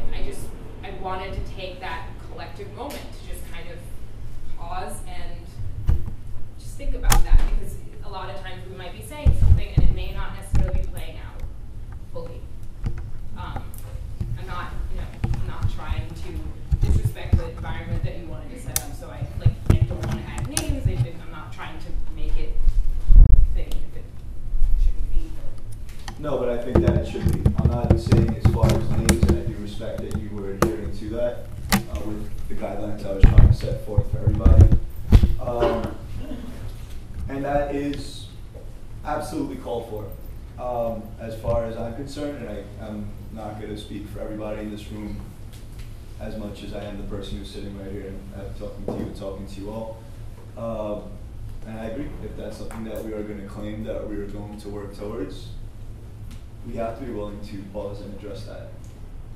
So I do thank you for pausing us there. And for anybody who can identify with having engaged in that at the moment that she was describing, or not. We do so much that we are unaware of countless times throughout the day. A big part of what we had said at the beginning of this was the importance of listening. And if somebody's going to respond like that, if I'm hearing correctly, they're not doing that at the minimum, much less expanding onto just straight disrespect. I do appreciate it, but I would like to continue that with you probably at some point, if not later today. But thank you very much. All right. Yes. Oh, by all means, yes. And just really quick time check, somebody? Sure. 8:18. I think we're doing great right now. It's going good. Hello, my name is Perry Snyderman. There's only one person in this room who knows me, and that's Rocky. She brought me here. Just a little bit of background. I used to work for Farm Sanctuary for about 1.5 years. I consider myself an animal caregiver. I'm, more of my specialty is on the animal care side of things. That's where I give back.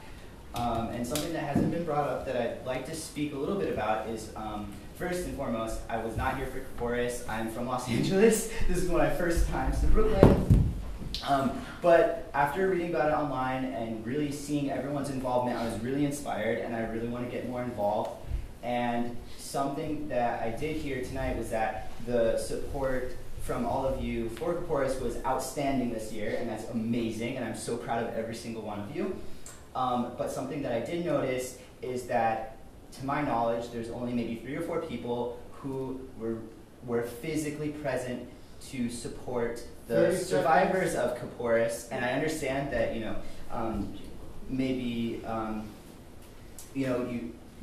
everyone's busy, everyone's got their own thing going on, but I just really think that to come together and give the survivors of Kaporis a safe place to rehab before they can find new homes, and you know, sit with them and just interact with them. Come over and bring a blanket. Come bring water. If you can drive, that would be a great help. Anything for the survivors will be really amazing. Thank you, brother.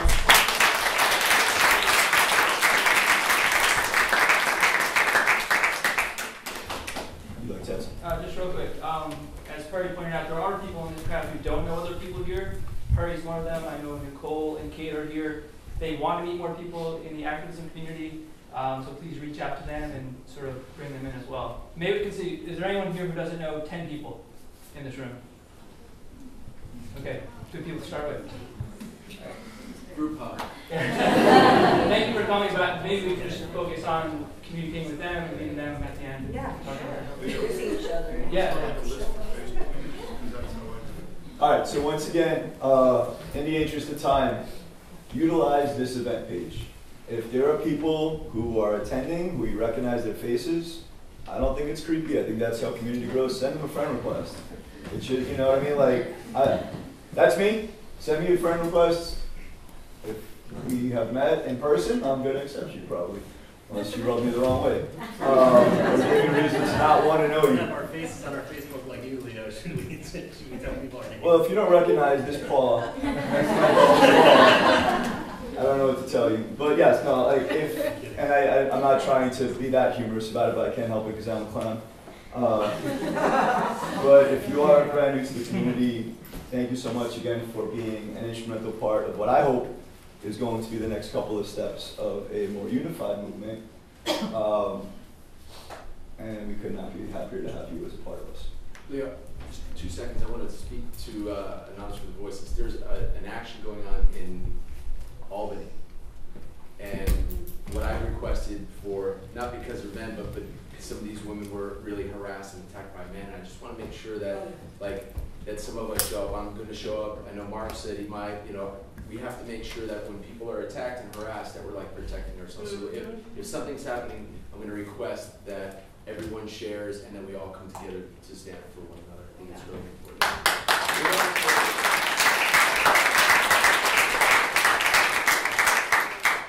All right, so with that said, I do thank everybody for keeping pretty well along the time constraints, and we're going to go with that right now. Moving forward, I'm just going to do a quick run through of what we've come up with so far. And I don't know how many of you are down with jazz or beatnik poetry, but we're going to go over a little. If you hear something that you believe resonates with you, and I'm going to try, although my hearing is pretty bad, go based on an audience poll of that, which might be topics that have the most heads that are in this room right now that would like to be discussed. So you guys understand where I'm going with that? All right, cool. All right, it's not by myself, right? This guy, that's cool. All right, we roll with that. So the notion of guilt being placed on oneself and guilt being placed on by other members in the community, if that's something that you would like to discuss, whether in an online forum.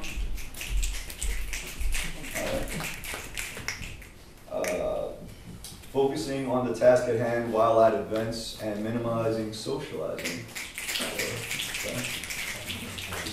Clapping really loud. All right. I have a feeling this was. Need a pen? Oh, okay. Yeah.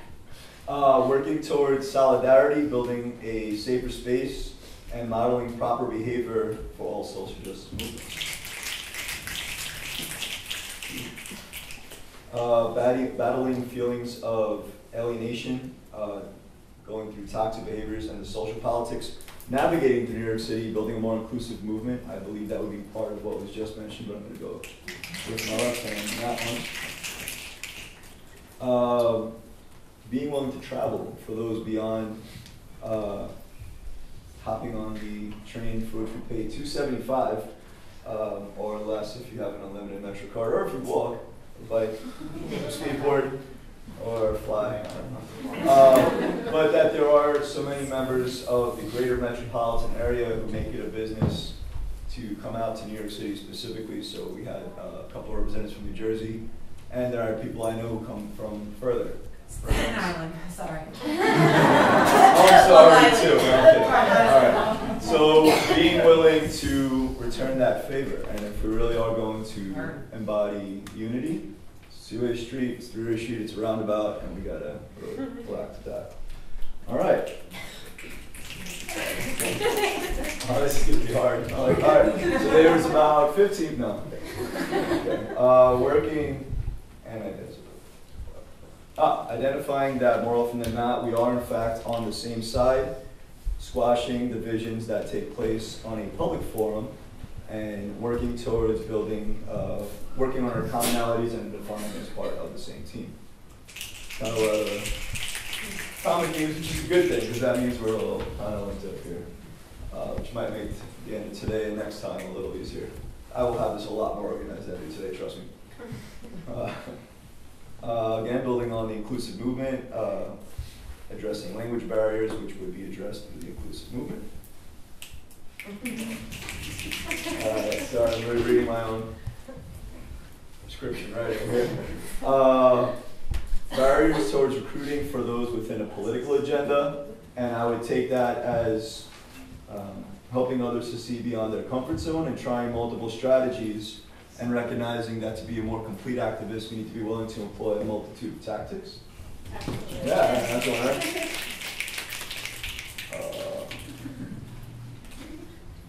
Absolutely calling out, addressing, squashing, stomping out racially, sexist, and homophobic, and otherwise insensitive language and behavior.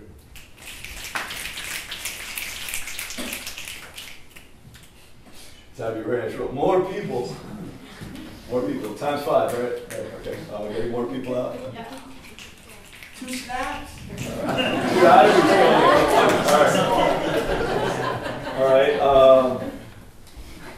It was introduced through the notion of online attacks and feelings of isolation, and it's one thing I think we can get into working towards a more concrete resolution type of matter is how to respond, and what does resolution coming out of that look like actually, because that's something that I think is very real and very concrete, even though it's in cyberspace and otherwise fake. But how to respond towards online attacks and being part of a more supportive community and squashing that out. Oh man. Gotta get like buzzers next time or something. Addressing the need for one's total health and reinforcing the need that we need to be there for one another, offering more health conscious alternatives on ways to recharge and heal. Yeah. All right. And the winner is, no, okay, the winner is, we're all winners. But for right now, for the time being, let's get right to it. Addressing toxic behaviors within the movement, particularly in an online forum. What I would like right now, for those who are, I don't need this, for those who are willing and able, no, like that. I would, and again, this comes to comfort level and it comes to respect, and I'm going to be very specific about what I had envisioned in guidelines, and I hope we can work together for that today. Absent of names, and a lot of times, necessary or not, we don't need them here today. Could somebody share an instance in which they feel that they have directly or indirectly witnessed or been the victim of online bullying, toxic behavior, and the types of language, because I want to talk about things that we can actually address within ourselves. We're not going to say, I'm going to change a person's psychology or the way that, I'm sorry, it's a reality, at least for the constructs of the 40 minutes or so we have left here together.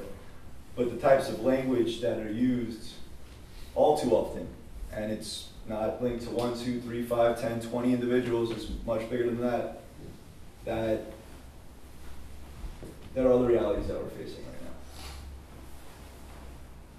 So I'll give an example of that because I talked in a couple of circles, and thank you for that, because that means, when I was thinking, you just gave me a little flashback to it. I used to be a teacher, and when I just went on a ramble and I got that, I was like, I didn't say anything right now, or I said too much. So clearly, I failed the kids. And sorry, flashback, slap myself. All right. So, all right, let me think about this. Actually, I'm going to give that for everybody. Can we get 30 seconds on the clock? Do we still have a running clock? 30 seconds. 30 seconds on the clock. I'm going to count. I would like you all to think of something that you would be willing to share to the group, again, outside of names, because that's not why we're here.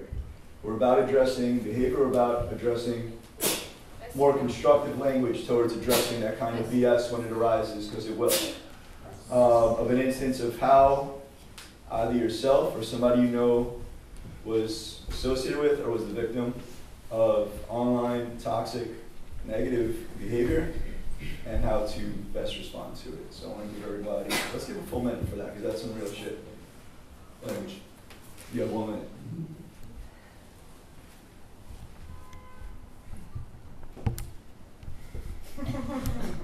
Don't look at me, look at yourself and look at me. You have something to say. I know we all have something to say.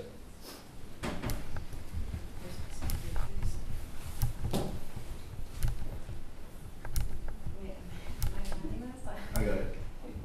It's like trying to get it.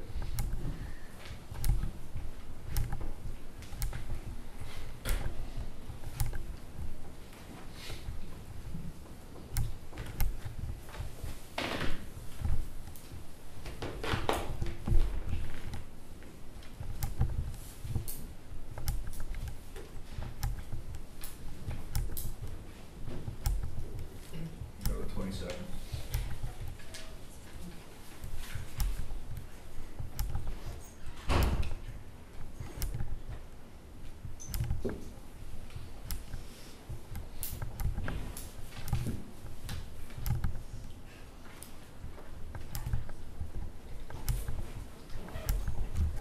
Okay. Is there anybody who has something they would like to share? If not, I'll be more than willing to get the ball rolling. Yes, thank you. Yeah, I'll get the ball rolling. So I was party to a social event that was planned for people in the community. The intent of the event was to support each other outside of an action, support each other outside of that atmosphere, and to support people in this community who do creative things in creative ways. And then to take any funds that come from that and give it to local sanctuaries. Catskills this year, I think, was actually one of the beneficiaries. And there was a concerted effort to attack that event, to attack the people that were planning it. And it happened over, a protracted amount of time. Thankfully, it didn't appear to have too much of an effect on the event. But I know that there were multiple people who were involved in planning or involved in the event who were attacked. And they all sort of handled it in different ways. I was not directly involved with planning the event, but I was party to one of the persons who was. So I was able to give that person advice on how to deal with it. But it's kind of why I spoke up. It's kind of why I reacted to what Rocky and Bob said and what other people said, is that if you don't have somebody like me who's not party to it and who can help you sort of unpack these things, please, today, if there's any other time to say something, today is it, whether personally or in the group setting. So yeah, I guess that's. Thank you.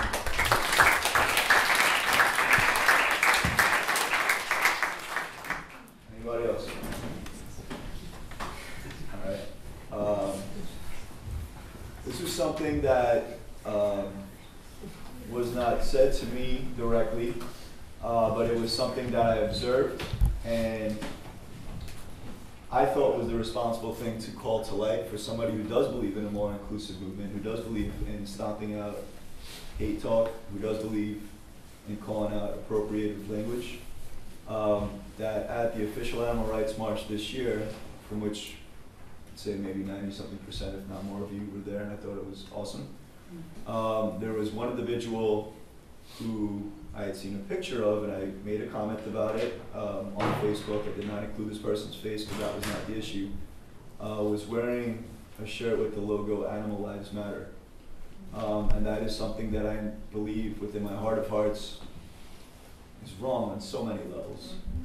And I know that there are numerous people within this very room who were willing to support me in that as well, because they believed it needed to be addressed, and they believed in the things that I do. And I just want to say that a lot of the language that was used within that particular thread was very positive and was very specific and was very fact-based versus, well, it's a shirt.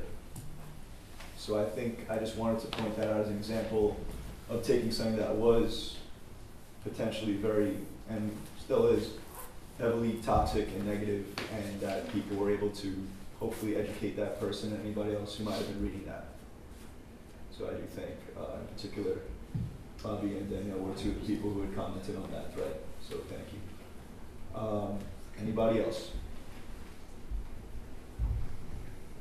Yes, thank you. As a longtime admin with this guy right here of a very active social group online, this is a different type of toxicity. It's not about like direct abuse or sexism or racism, but general toxicity. Just as a witness to a lot of this, and yeah, experiencing it and all that good stuff. I think a lot of the negative talk that starts, or a lot of the really negative interactions that start online outside of personal attacks, just come from making assumptions about other people and what they are or are not doing in the movement. And so, honestly, I think if, and I need to do this to myself, if we can just think to ourselves when we're engaging with each other, thinking more of asking each other questions rather than assuming that we know, will probably lead overall to less toxicity in our communications, especially when it comes to addressing tactics of campaigns where maybe you just found out about it and you think you know everything, but you're talking to somebody who's been doing it for a while, you know, all that good stuff. Asking questions first before making those assumptions about others, and also assuming that things had not been considered by others, I think could go a really long way. And I think that just like outreach for Anonymous, you want to lead people to positive conclusions by asking them questions. And I think we can ask each other questions to lead to a positive conclusion with each other.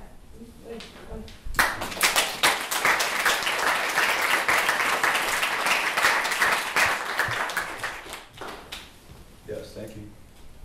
I think something that a lot of people in this room actually have experienced is being called out as being less than an activist, or an activist in quotes, or a fake activist, because you don't go to every single event that a specific person organizes, or you go to a protest that's organized by someone that someone else doesn't like.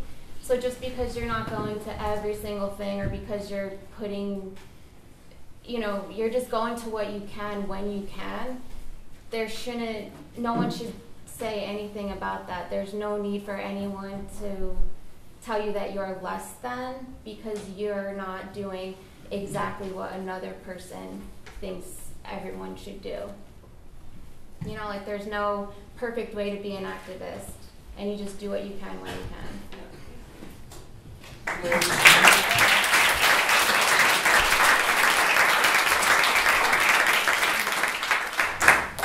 Just to kind of piggyback on what she said, I've noticed that quite a bit. And then you have the other extreme where when you try to get more involved and you try to get to do more things, there are certain people within the larger community who will say that you're making it about you, that it's more like you're being very egocentric. So I think something that has to be tackled is this whole, like, if you're not going to everything, you're not a real activist. If you're going to everything, you're making it about you. It's all egocentric. That has to be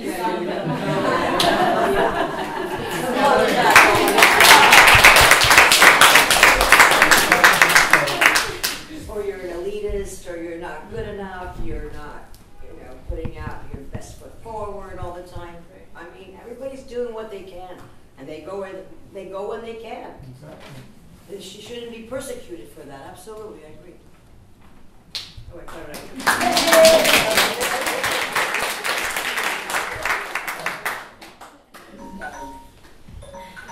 So that was a shared effort, right? We're sharing already, and I don't mean to minimize that or bring layers.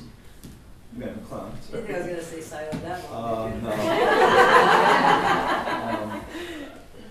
But no, thank you for adding that, Lisa and Meredith and Rachel. And from what I'm hearing in this, and you know, you're right, and nobody, absolutely nobody, on this planet has all the answers, and I think we all know that. I think we've been made, often, especially if you are new, coming into an environment, it's natural in any facet of life to look to those who have been doing something for longer than you, saying they have the answers, or they have the way I want to go about things for whatever reason you believe in their effectiveness or their willingness to get results, or something, a part of yourself that you'd like to develop a little further that you might model after someone's behavior. And it can get very dangerous when what people were saying, well, you're not doing enough, or you're doing too much, and it's like, a little bit more than that. First off, you're doing something. And my own personal opinion, and it's what it is, because sure. Anybody who is actually doing anything without ego in mind, without an influence of drama, rarely has to use those words or accuse others of doing the same, because it's not even in the scope. And recognize all of that which is around you, and at the end of the day, you answer to yourself and no one else. And I think that's something we have to embody if we're going to move forward. Because you're not going to love everybody, not everybody's going to love you, and that's a lot of what we're hearing. It would be great if we could all be best friends, but the reality is we are very, very, very different people. And if you think about it, as much as you have your closest comrades within this movement, would you necessarily hang out outside of animal rights? And it becomes a very delicate balance to try to pull off. Like, are you being honest with one another, critique of one's activism? If you're worried about how they're going to respond as a friend, or if they're going to ostracize you as your friend, and if you lose a whole facet of your life, which has become, it's very hard to balance. I'm not going to say I have an answer for it either, but it's something I'm identifying in myself more so every day than what I had heard right there. Anybody else with another instance of something they've experienced either online, or we could go real right now, something you've experienced. Please, once you go. Looking, just look straight ahead. Let's hear it. Go. Just to, sort of repeat what Meredith said. I've been accused online of not doing enough for the animals because I might not be seen out on the streets, but I do things a lot behind the scenes, and many of us do a lot of things for animals which nobody sees. Nobody knows what we do. I'm not telling everyone on Facebook every single thing I do, and there's no pictures of me out on protests, because I don't care about that. So it's like, I feel like we're just really judging each other based on what we see on Facebook, like, oh, you're not posting enough pictures of yourself out there on the streets. Like, that doesn't mean you're not doing anything. And I felt that time that I was attacked, I had to defend myself and say, oh, well, I do all these things. And I'm like, why should I even have to explain anything about what I do to anyone, So I feel like nobody should be made to feel that we have to explain ourselves to anyone, because like you said, Leo, we answer to ourselves at the end of the day, and that's it. So I just want people to keep in mind that not everything we do for the animals is out in the public for everyone to see. We do a lot behind closed doors. Thank you.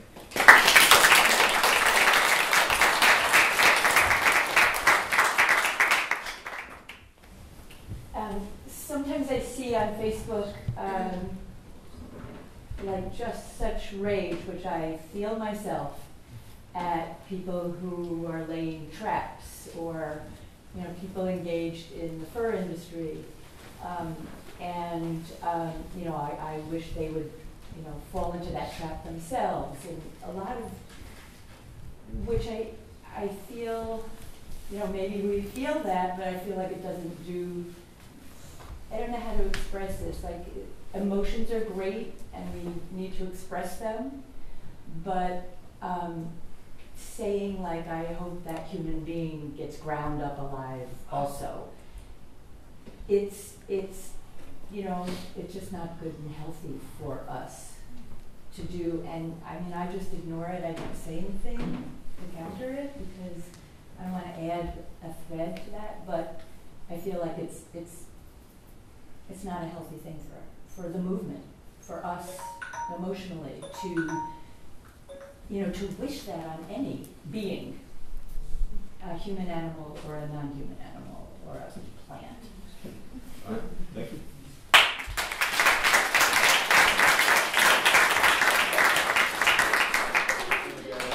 And Rocky's up next, and we got a 1, 2, got 1, 2, 3. Just keep in mind of our language again. Not everybody's reading everything we say, but these are things that we need to be honest about, and if that's something that affects you, then thank you for sharing that. Not all of us would feel the same way, of course, but thank you. But that is something that all should be aware of, the influence of what we put out there. All right. Two things. One, I'd love to see more of a culture of recognizing each other's work. And in that vein, I just want to give a shout out to Victoria, who is currently fostering about 50 rescued goldfishes. If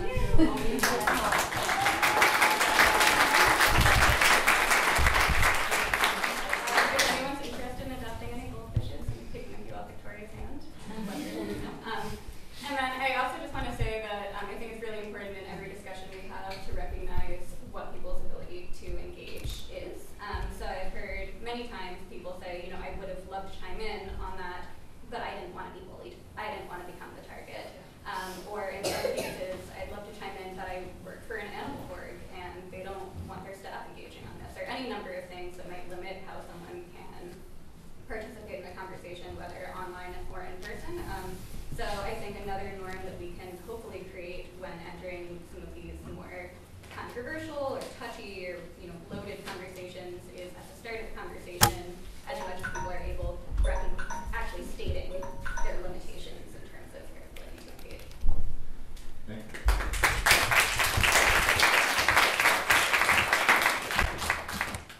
To go off of what was said about leaving comments about how people talk about hunters or people that are fur trappers and wishing them ill will, the amount of time it takes someone to write out a comment and then post that, you could have shared that, say it's a petition against something, in multiple vegan groups instead, and spread that word instead of saying something hateful and actually helping the animals. Yeah, that's it. I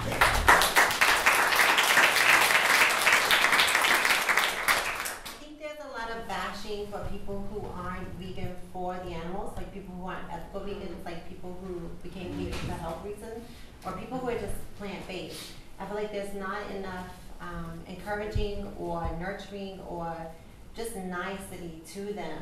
Like it's more so like you don't count, like you don't matter. And I feel it's like it's wrong because like they're still helping animals, whether they are doing it for the animals or not. So we should be encouraging people to, even if it's just for the health or for the environment or for whatever reason, to become vegan. I feel like posting and like always like nagging, like just saying all kinds of derogatory things, like it's not productive to veganism at all, because then it's like it's us versus them versus us. So I feel like I see that all the time. It's just like it's so irritating because like they're still vegan, like maybe they don't do activism, maybe they don't do this.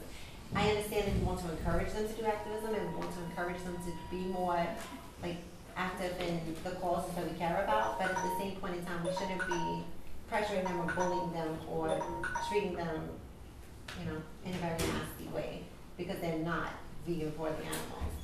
Like maybe they're not ethical vegans now, but they could become ethical vegans, but they're not going to become ethical vegans if they see ethical vegans treating them, humans, worse than animals. So. Okay. Thank you.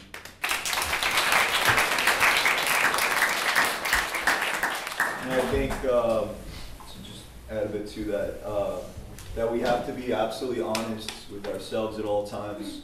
And it's very easy to respond out of emotion. If something bothers you, and it's like, well, I'm glad they, got shot when they were trying to hunt an animal, or they got eaten by a lion, and there's that, a lot of us do carry a lot of rage in us because of all that we take in, because of all the abuse that we witness, because of the odds that we know we're up against every single day. And it's very easy to give in, to respond negatively or with the absence of an opportunity to be constructive in our critique. And we have to strive to ask ourselves in the moment, which is very difficult, if I was on the other side, would I listen to me right now? And if the answer is no, then you're wasting your time. And that's, all right. Liz? I just wanted to say, and it is not to minimize, like, I believe in everything, like, to be constructive and to be positive in our responses of things that we see online. But I'm also a firm believer that everything doesn't need a comment. We don't have to get ourselves wound up and respond to everything, because that's also just another trap that we fall into, and it's very easy to get upset, and sometimes we just have to say, you know, F it, like, move on, like, there's so much to see online, let's just move on and do something else. So I think it's just for our own betterment, and to just be healthier, to just ignore a lot of the crap that we see too.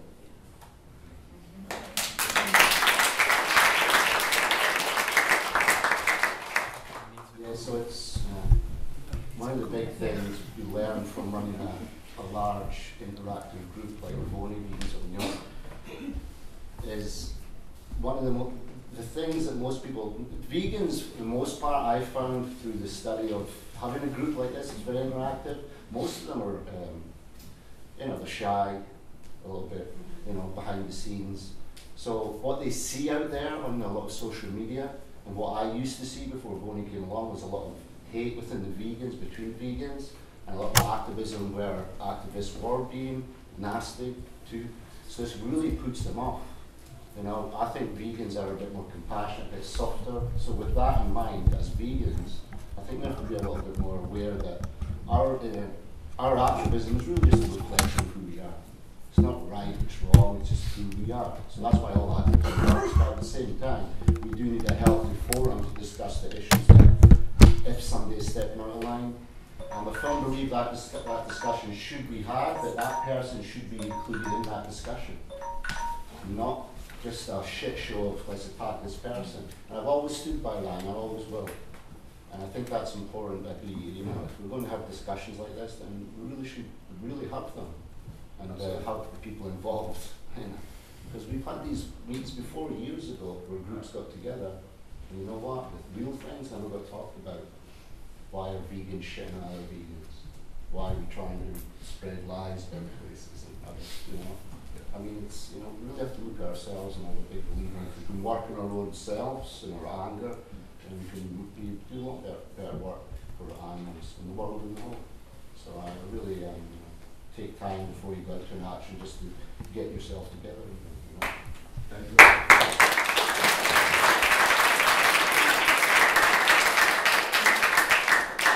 I just want to add a little bit to that. Thank you very much for your honesty. This is the first one at this level, or amount of people that I've ever been affiliated with. I know there was something that took place similar to this about 2 years ago that I was not a part of. I know that there were people who took it a certain way that I was not present, who I barely knew at the time. I'm like, okay, that's great, who are you? Not in a negative way, like, really, I have no idea who you are.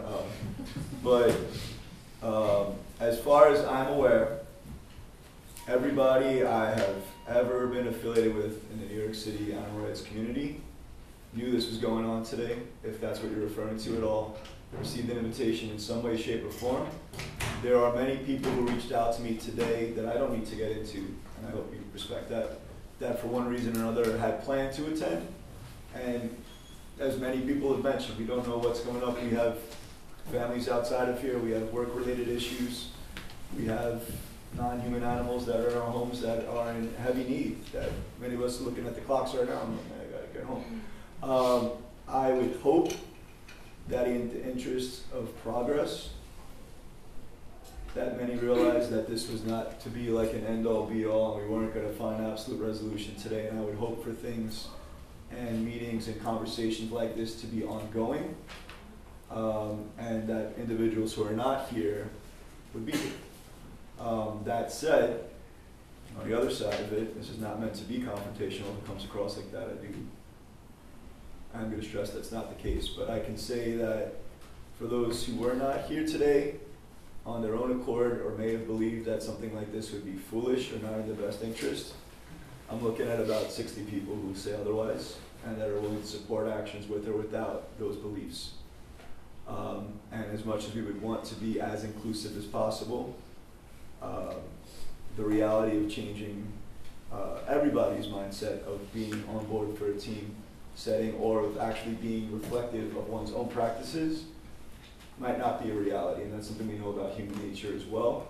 It's something that I am not personally going to let deter me from what I believe has been an amazing gathering, and we thank you all so much here.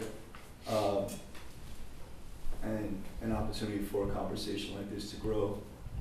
And with that said, because this thing is ticking behind me, we have to be out of here in about 6 minutes. And I promised Margaret that I would try to sweep up this floor. Is there anyone who has anything they would like to add at this moment? Yes, sir. One quick thing, what Rocky said, when I first got involved, Leo, you acknowledged me. You came up, you talked to me, you said hello to me, you introduced yourself, and that was huge for me. You know, to know that the guy who was there with the bullhorn came and said hello and said, hey, I'm Leo, nice to meet you. So I think, you know, Matt mentioned that earlier with a couple of people.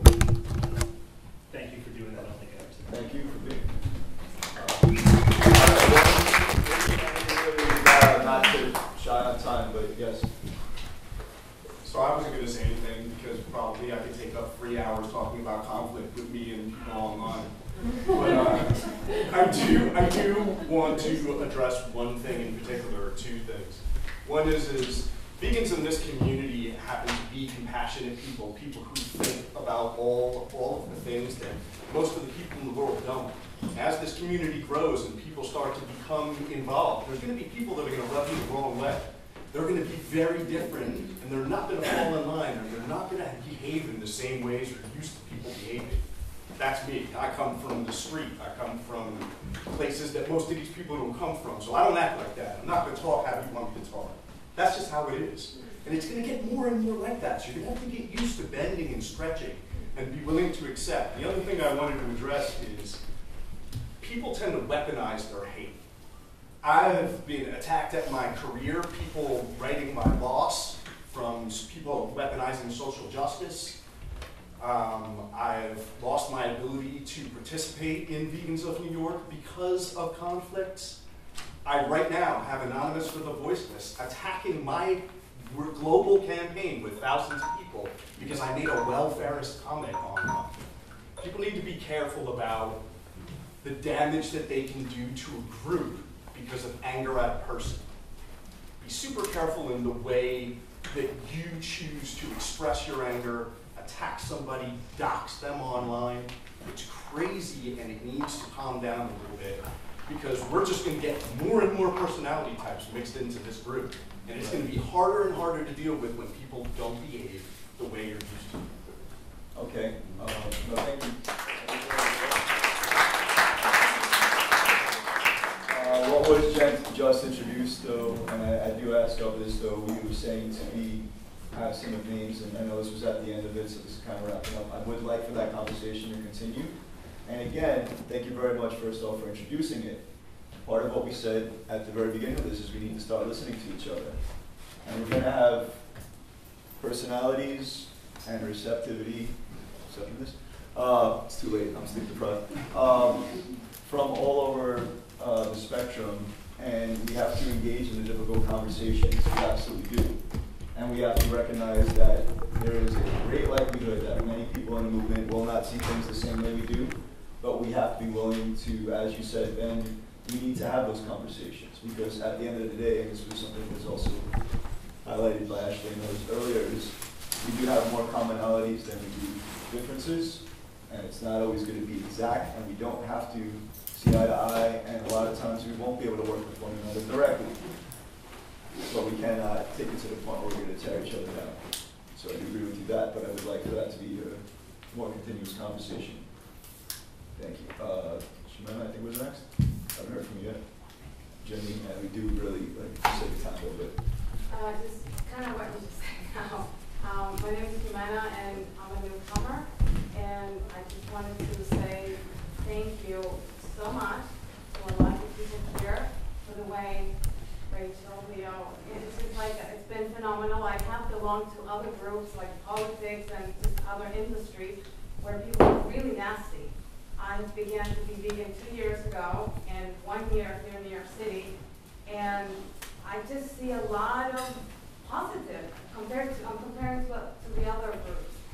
And I think we all have huge hearts.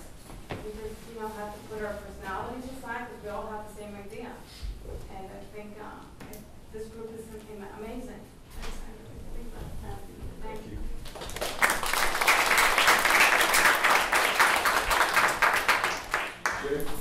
I wasn't going to say anything because I don't like talking in front of people, but Long Island Orchestrating for Nature, I volunteer with them, do animal rescue, they do activism, do a lot of stuff. John couldn't be here tonight, he was supposed to speak.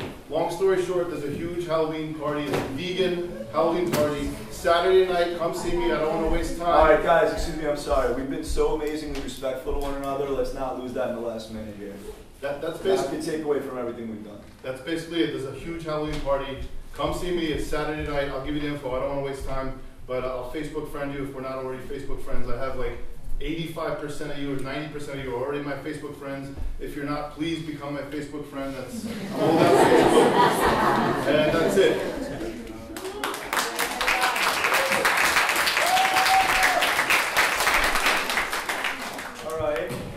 Once again, and if you could just bear with me, as we said, it's a whole respect thing. It's about time, and I was here on time, and I know many people were here on time, so if you give me 2 minutes, I would very much appreciate it. Or, it's all up here. I do thank you all so much, incredibly so, for giving of yourselves on a Wednesday evening. Do not think that this will be the last of these conversations. I am keeping this page for this event open. Please, please, please, share everything on it, and I mean anything and everything. For those who do not or are not part of a page that I run called The Comrades, who attended way too long of a title, who attended the official Animal Rights March. It's basically just a free-for-all sharing of actual events. I don't share like articles and stuff like that, so there can at least be, if you have a moment's time, we said we give what we can of ourselves. You might only be available Tuesday night. Go on there might be something happening that Tuesday. I thank you all. Let's bring this forward with love and let's make this happen.